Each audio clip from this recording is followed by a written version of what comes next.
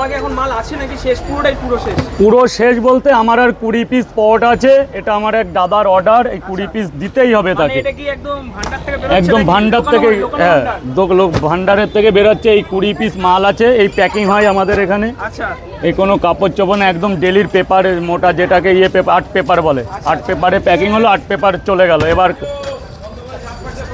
হ্যাঁ ব্যাস, না দাদা আজকে হবে না। আচ্ছা, এই সেই পট আছে তো, হ্যাঁ এক মুহূর্তে চলে আসে। হ্যাঁ, এই যে যদি দেখ পকেট পরোটা। দাদা আজকে কিছু হবে না, আমি যাওয়ার সময় ভরে দিয়ে যাব।